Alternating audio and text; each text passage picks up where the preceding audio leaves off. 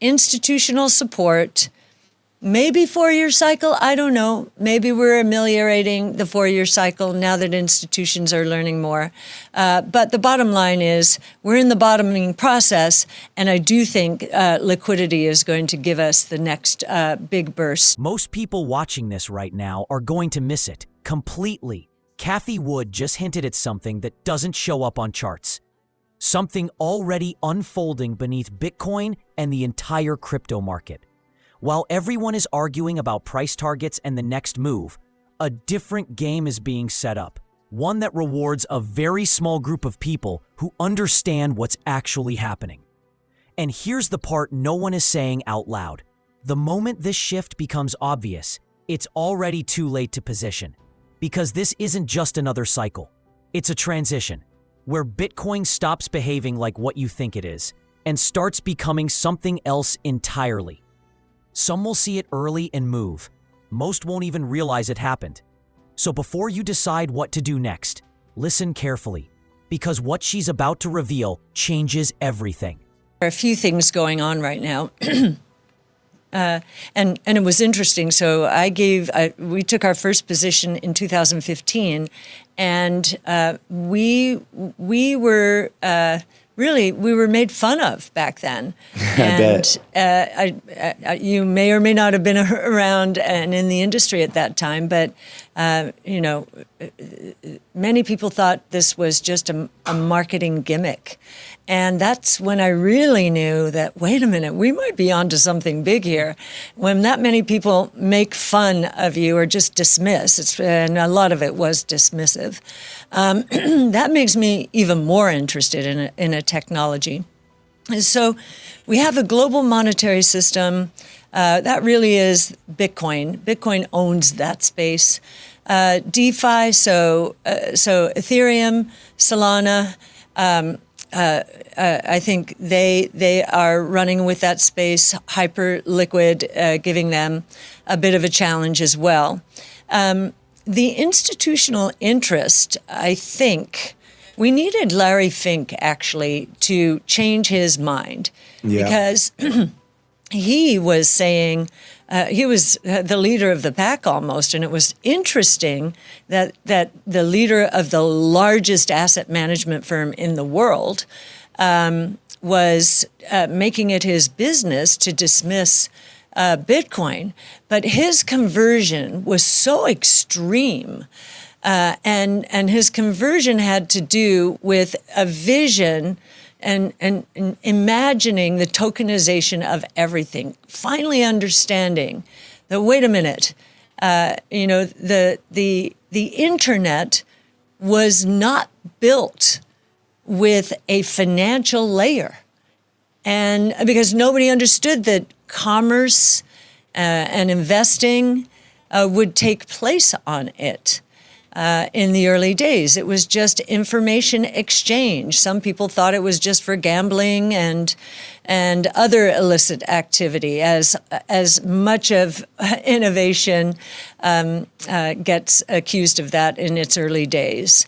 And so I think that his opening his eyes to future tokenization of everything was really important for the institutional investor and product development specialists to begin to imagine participating in this new age.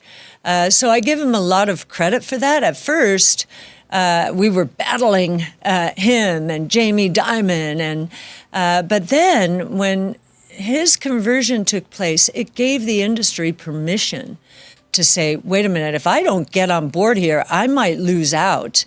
If he's saying this is important, and of course, BlackRock has something called Aladdin, which is a technology platform for asset managers. Well, if he's saying it's important, then I better learn something about it. Wait a minute. Did she just hint at institutions like BlackRock quietly validating Bitcoin's role in the system, while everyone else is still arguing about whether it belongs there at all? That tension sits at the center of what Cathie Wood is really saying. The common belief is simple. Bitcoin follows gold. But the data tells a different story. Weak correlation, delayed reaction. And that delay, historically, it's not a flaw. It's the setup. Gold moves first, liquidity shifts, and then Bitcoin responds, often violently. So while some see stagnation, others see structure. Higher lows, resilience, compression. Not confirmation, but preparation. Now layer in what's happening globally. Quiet easing despite hawkish headlines, and a surge of deflation driven by technology, where costs collapse and productivity explodes. That combination has always ignited asymmetric moves in risk assets. Still, the contrarian view matters. If liquidity tightens again, this thesis stalls. That's the risk most ignore. But if it doesn't, then this phase isn't the move, it's the positioning before it. And by the time the signal feels obvious, the window may already be closed. Listen closely. So I wrote a letter at the beginning of the year, and in it you'll find a matrix of the correlations among asset classes, and specifically trying to understand Bitcoin. Many people, because we call Bitcoin digital gold, they think, oh, well, surely it's highly correlated to gold. It is not. In fact, and we did the analysis from 2019, which is when real institutional interest started evolving a little more intensely. The correlation between gold and Bitcoin over that time has been 0.14. But if you look at the last two cycles, you'll see that gold rallied before Bitcoin did. And we think the same thing is happening now. And we monitor Bitcoin to gold, and I feature it regularly in something called In the Know, which I do once a month. And on that chart, you'll see, yes, Bitcoin relative to gold has had a significant drop. But if you look at the longer term, you'll see higher lows in terms of the very long-term trend line. And so we think that the Bitcoin bull market is still intact. I realize we've been through what many would call a bear market, and yet down 50% is a victory compared to down 85 or 95%. Bear market for ants, Cathie. Yes, exactly. So, that is still intact. And we do believe that Bitcoin will get to new all-time highs in this next cycle. Many people don't, but we do. And you know that we're on record saying that our base case for 2030 is 730,000. Our bull case is 1.5 million. We took a lot of flack or I did, for saying that stablecoins had usurped some of the role of Bitcoin, which is true, certainly in emerging markets. But what people missed when I was making that statement was that gold was rallying. So the store of value role of Bitcoin is also moving up. And in fact, the two cancel each other out. Actually, the stronger move has been gold relative to Bitcoins in terms of the impact on the Bitcoin price. So we think that we're in the bottoming out process. David Puel, who does our on-chain analytics, says the absolute capitulation would occur, meaning we may get there. I doubt it, the way Bitcoin and other assets are acting. But that drop-dead price range is in the 50 to 55,000 range. As I said, and you also are alluding to, we're seeing liquidity moves around the world. And many people, because the headlines are always talking about the Fed being hawkish, not wanting to ease. Well, guess what? The Fed funds rate is down 175 basis points. Yeah. And yet the narrative out there is, they're too hawkish. They're too hawkish. They have started easing. And I think we're going to have, I think because inflation is going to surprise dramatically on the low side of expectations, and I'll give you an anecdote, Pepsi. Now, what the heck does Pepsi have to do with this story?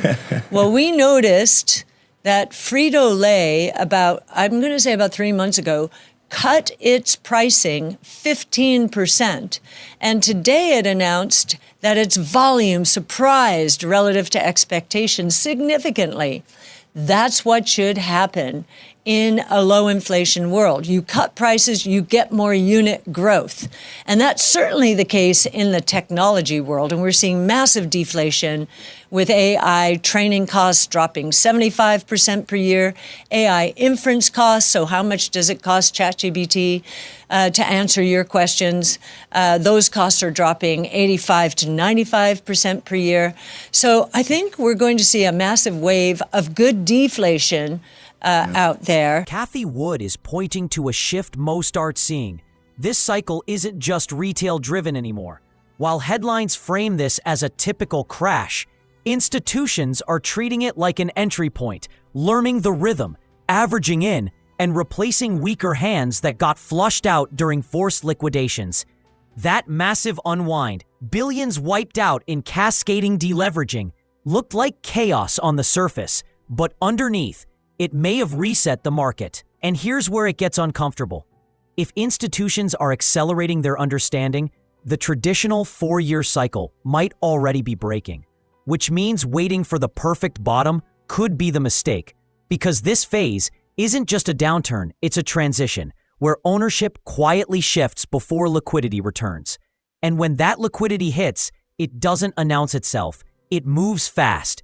So the real question is, are you watching price or watching who's positioning? Listen closely to how she explains it. So I think what's instructive is to watch what has happened to the ETFs, the Bitcoin and the ETFs. You know, how strong have those holders been? And they've been pretty strong throughout this down cycle.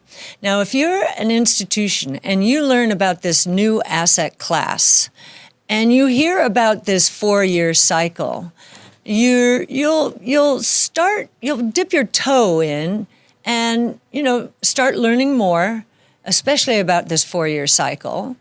And you see a 50% drop in Bitcoin. And as a traditional asset manager, that is a severe bear market, right? So that looks like an opportunity. So we do believe we've seen some averaging down here.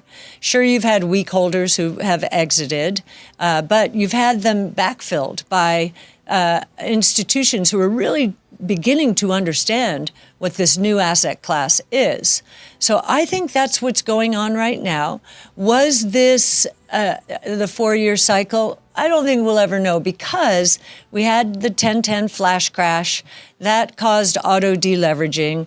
We, who know a lot about the DeFi ecosystem, and I'm not speaking for Lorenzo, David, and Ray. I'm sure they knew more than I did, but as a portfolio manager, when I heard what auto deleveraging was, where, it happened automatically on Binance, and Binance did not cause this. I know I'm on record saying that. As I learned more about it, it was another round of tariff turmoil that, flipped the switch. But then there was a software glitch on Binance, and there was auto deleveraging. And those who thought they were hedged but were operating on 2 exchanges found out they were not hedged at all. And that ended badly for a lot of people. I don't know if the final washout was 28 trillion or 30 trillion. Billion. Sorry about that. 28 or 30 billion. But we think that has washed through. And so that washing through, institutional support, Maybe 4-year cycle, I don't know. Maybe we're ameliorating the 4-year cycle now that institutions are learning more. But the bottom line is we're in the bottoming process, and I do think liquidity is going to give us the next big burst. Increased liquidity will give us the next big burst.